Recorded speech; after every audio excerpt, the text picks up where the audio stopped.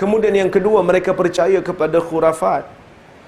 Daripada Mahdi bin Maimun, katanya, saya mendengar Abu Raja Al-Ataridi berkata, kunna na'budil hajar, fa idza wajadna hajaran huwa akhyaru minhu alqainah wa akhadna al-akhar, fa idza lam najid hajaran jama'na juswatan min turab thumma ji'na bisyah fahalabna alayhi thumma tufna bihi. Hadis riwayat Al-Bukhari.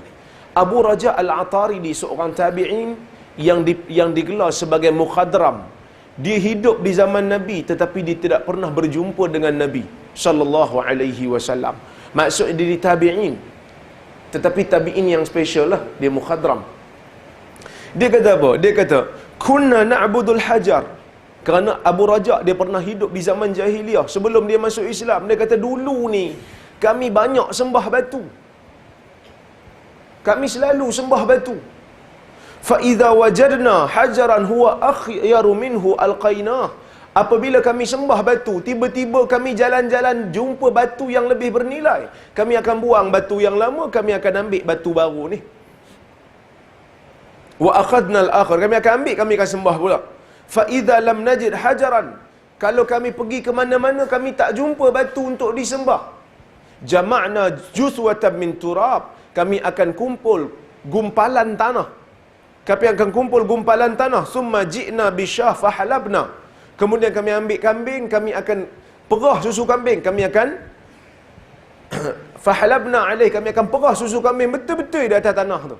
Sebab tanah orang Arab ni bukan macam tanah kita basah kan. Tanah orang Arab ni kena tiup angin dia lari. Jadi nak bagi tanah tu melekat supaya jadi macam berhala, kami perah susu kambing atas pasir tu. Ini dalam mazhab Syafi'i. Orang duk tanya saya, upacara duk apa? Siram kubur. Ustaz, duk apa? Siram kubur.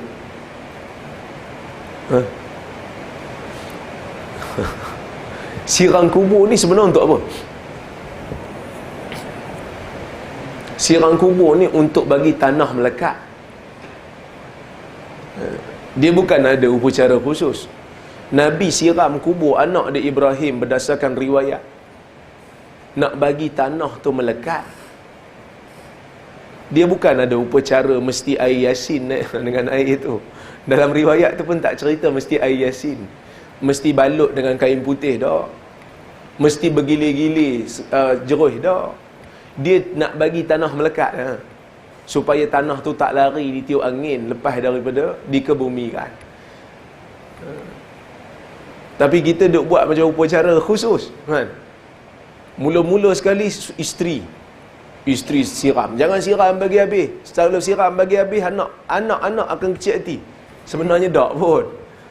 Jadi kita nak faham agama ni mesti faham seperti mana Ahlu Sunnah faham. Kita duk bincang panjang tuan-tuan, duk bincang panjang pasal akidah ni boleh ambil ke tidak dengan hadis ahad. Sebahagian ulama yang beraliran Asy'ariyah, yang mana kita tahulah kat Malaysia ni Asy'ariyah banyak kan, ramai, majoriti lah. Mereka mengatakan akidah, usul akidah tidak boleh diambil dengan hadis-hadis ahad. Tapi kadang-kadang sebahagian pengikut Asy'ariyah dalam bab akidah dia hentam kromo benda-benda tak ada asas pun dia boleh jadikan sebagai akidah. Tu yang kadang-kadang kita pelik ya. Bila bab teori tu bukan main dia punya ketat. Tapi pengikut sebahagian yang kadang-kadang dok main hentam kromo bab akidah, tak ada dalil pun dia orang percaya. Ni cerita percaya kepada khurafat ni bukan hanya zaman jahiliah, zaman kita pun ada. Saya cerita dulu dalam kuliah, orang Melayu punya khurafat lagi dahsyat. Nak pergi tanam muri kena tanam dengan pensel. Nak pergi tanam muri kena tanam dengan paku. Kata pasal apa tanam dengan pensel ustaz? Tanam dengan pensel ni sebab nak bagi dia pandai kan. Nak bagi dia pandai menulis, nak bagi dia pandai membaca, jadi tanam dengan pensel. Kita kata ketinggalan zaman kalau macam tu. Kita kena tanam dengan iPad dan laptop sekali. Kerana up to date zaman ni. Tu masalah, kita banyak percaya kepada khurafat. Benda ni diwarisi daripada zaman jahiliyah. Orang jahiliyah yang nak buat khurafat ni. Tapi orang yang nak menentang ataupun orang yang nak memperbetulkan kepercayaan karut. Khurafat ni kepercayaan karut yang tidak ada dalil. Orang yang nak menentang benda ni akan dilabel macam-macam lah. Akan dilabel sebagai orang yang buat kacau dalam masyarakat. Tapi sebenarnya yang menentang khurafat ni, orang yang pertama yang menentang khurafat ni Nabi je. Nabi sebut dalam hadis, Nabi kata apa? La adwa wala tiyarata wala hamata wala safara. Tidak ada kepercayaan penyakit yang berjangkit di dalam Islam dengan makna berjangkit dengan sendiri tanpa izin Allah. Wala tiyarah, dan tidak ada kepercayaan sial. Tidak ada kepercayaan sial majal di dalam Islam. Wala hamata, dan tidak ada kepercayaan hamah. Hamah ni dikatakan burung. Bila bunyi burung, ada orang nak kena, ada orang nak meninggal, orang jahiliah.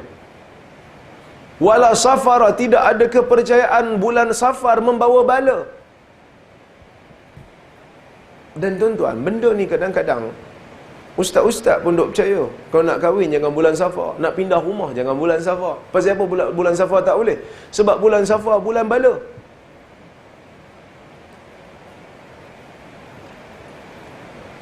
Pasal apa tak boleh kahwin bulan Safar ustaz? Nanti bercerai cepat. Ada orang kahwin bulan Syawal, 6 bulan je kahwin, cerai juga. Tak pun tunggu bulan Safar. Bahkan kita ahli sunnah kata apa? La yusibana illa ma kataballahu lana. Tidak akan menimpa kita melainkan apa yang Allah Ta'ala telah tetapkan untuk kita. Jadi kita mau buang perkara-perkara kharut, perkara-perkara khurafat dalam masyarakat kita. Serupalah kan. Kadang-kadang kita pun duk buat juga. Orang yang hafal Quran lalu bawah penyidai. Tak boleh. Satgi lupa. Duduk atas bantal nanti bisui punggung. Ini semua khurafat. Percaya kepada sial. Percaya kepada sial, percaya kepada khurafat, sedangkan tidak ada dalil. Mesti buang daripada pemikiran ahli sunnah. Mesti buang. Tak apa ustaz, kita semua nak bagi dia orang takut. Sebab bantal ni tempat untuk letak kepala, bukan letak bawah punggung. Nak didik betul-betul. Nak didik, kita bagi tahu bantal ni untuk letak di kepala, bukan letak di punggung. Tak elok. Selagi kita buat benda ni akan dijadikan sebagai kepercayaan. Bukan ke zaman Nabi Nuh alaihi salam, sebelum Nabi Nuh diutuskan menjadi rasul, bukan ke mereka kaum Nabi Nuh buat patung asalnya nak semangat untuk ibadat. Patung orang soleh, bila orang soleh mati mereka buat patung sebab orang soleh ni guru mereka, nak semangat ibadat. Tengok patung ni baru semangat. Dan akhirnya patung itu disembah. Lepas generasi kepada generasi yang berikutnya, disembah patung tu hanya semata-mata kerana kejahilan. Kita buat satu benda asal nak mendidik, tapi lama kelamaan dia menjadi akidah. Lama kelamaan dia menjadi kepercayaan. Tambah pula dibubuh dalam drama. Pinggan pecah tanda ada musibah nak datang. Tapi kadang-kadang musibah datang dalam keadaan pinggan tak pecah pun. Tak ada pula orang fikir, tak ada pula pinggan pecah hari ni. Syaitan telah masuk untuk menyesatkan kita di dalam akidah.